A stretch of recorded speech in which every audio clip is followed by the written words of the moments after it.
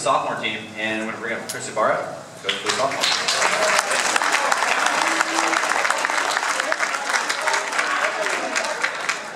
Coach Ibarra, as well, has been with me for the 4 years that I've been here, and he's had different roles as a coach. And this year he took on the sophomore team and didn't have an assistant coach, so he was by himself, and that can be very challenging. He did a great job with his team, and I could see the camaraderie that he had with his team throughout the year, the trust that they built, and the way that he was able to get them to play hard for him. And so we're really proud of what Chris has done here for our program. So I'm going to hand the mic to him and have him go through the sophomore.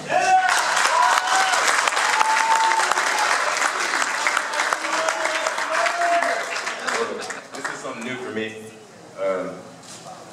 First 4 years that I've coached here, it's been a privilege. I've been an assistant for Coach Duran for 2 years, my first 2 years. Coach Lewis last year on JV, so I was very excited to get the call from Blue to be able to get the opportunity to be a head coach in this program. I would just like to start off by thanking the boosters for everything that you've done. Not a lot of you guys get recognized. Us coaches get a lot of credit for working hard, but you guys work 10 times as hard as us. So players, if you guys please give a round of applause to your parents. Word to describe the sophomore team, I would say a family. They like to be called the sophomore studs. When I look at them, they're not really that stubborn. But yeah, like I said, if there's one word I can describe them with is family. Beginning of the season, we really struggled, and we're getting at it like we're brothers, arguing with each other, miscommunicating, not very balanced. I actually had a kid quit to play football. I also had another player quit on me because he was unhappy with playing time. That had me take a step back as a coach and reanalyze how I work things, if the kids are responding to me, if they ever will respond to me. So I had a personal talk with them in the team room. We had a hard day of practice, hard as we could practice. And around Christmas time, when we played in the Sunny Hills tournament, everything just turned around. And from then on, the boys clicked. Like I said, they were arguing like brothers at the beginning. That's why I called them a family. But then once that tournament came, everybody had each other's backs. We sacrificed for one another, put our egos aside, and we played as a team. And it was something beautiful to watch and something I was very proud of.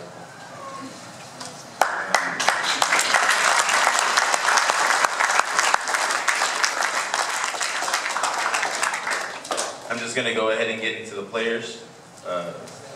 I have a, no, you guys are good right there.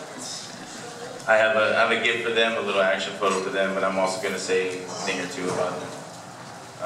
This first player, he's a perfect combo of strength and speed.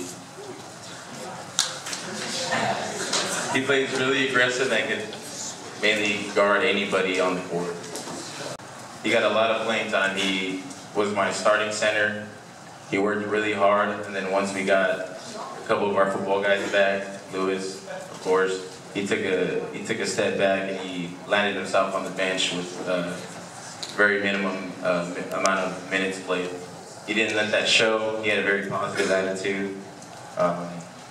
Never let anything discourage him. He worked his tail off in practice. That's all I can really ask for.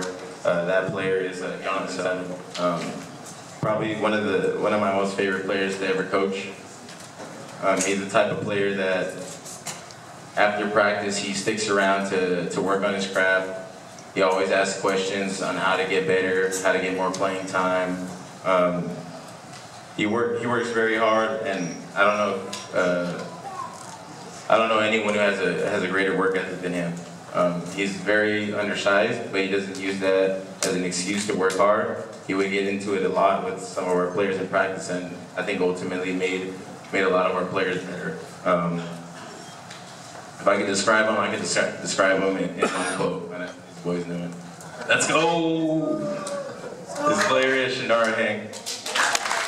And I think with the freshman team last year, I think he had a great deal of success.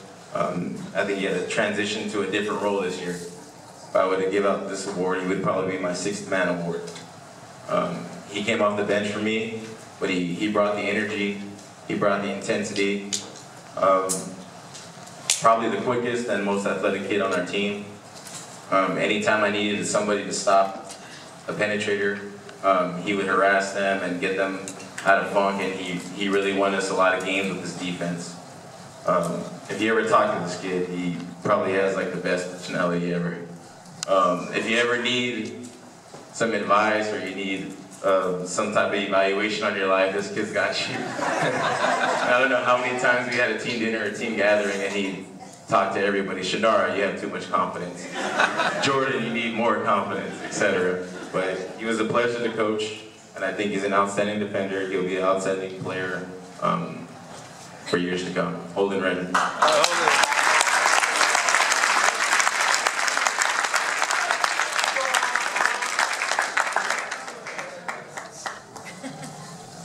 Very big key to our success. For those of you who don't know, we did end up 8-2 this season in league.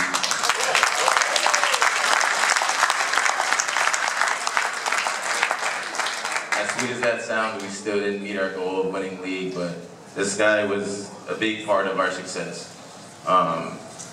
He's a very versatile player. Like Brock, he guarded the big guy, he guarded the guard, he did everything for me. There was even a few games where I played him all game. I didn't sit him at all because he was just that valuable to me. He's the best communicator on the court. He got on his teammates. He made sure they were doing things correctly and they were sharp and they were ready for the game. He was extremely tough. I use him and Lewis as an example. As I don't know if you guys seen the movie Mighty Ducks, but they were my Bash brothers. Referees had to constantly talk to me to talk to him because he was playing too aggressive. But that's how I taught him to play. He's worked very hard, very respectful. Every day he walks into the gym, he finds me, shakes my hand respectfully, gets ready, starts warming up without me having to ask him. He had all his teammates on point, ready to play and prepared. Really one of the silent leaders out there. His player gets the Highlander Award. His name is Bobby King.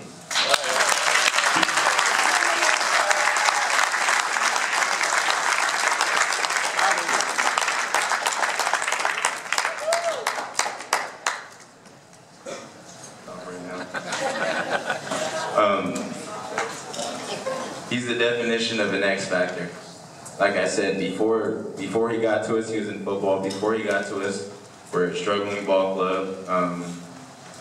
We lacked discipline. We lacked balance. We weren't that aggressive. We weren't tough. And when this kid got here, he set all of that straight. He set an example. He worked very hard. He's a three-sport athlete, and he was always busy with travel baseball or football, weightlifting, etc. But he made his time to come and work as hard as he did in basketball practice and never complained. One of the toughest kids, like I said, I've ever had to coach. I remember a few times I've stepped in practice to show him post moves or just to fill in when we didn't have enough in practice. Now I try to guard this kid and I couldn't move him whatsoever. He's an easy double-double every game, but one thing about him you wouldn't realize is that he gets on the floor a lot. He was our best offensive player, but he was also our best defensive player. He must have took at least 50 charges this year. He sacrificed his body. He too, like Bobby, were Bash brothers, and they played almost every minute for us because they were too valuable. I couldn't take them off the court, and they were never fatigued. They never complained.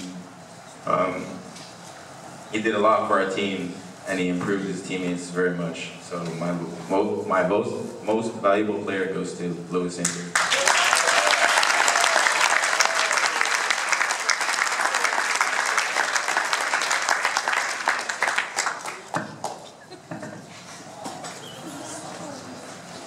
I'd just like to end with saying, players, I appreciate you guys sticking with me. Like I said, my support group, my parents, I see a lot of them. By the way, happy birthday, Stacey Canes. I know she's in the building somewhere. She's in the back trying to hide herself. I know it's her birthday today. Like I said, thank you for your support. Thank you for trusting in me and taking care of your kids. I'm proud of the way you guys finished. And thank you for all your hard work.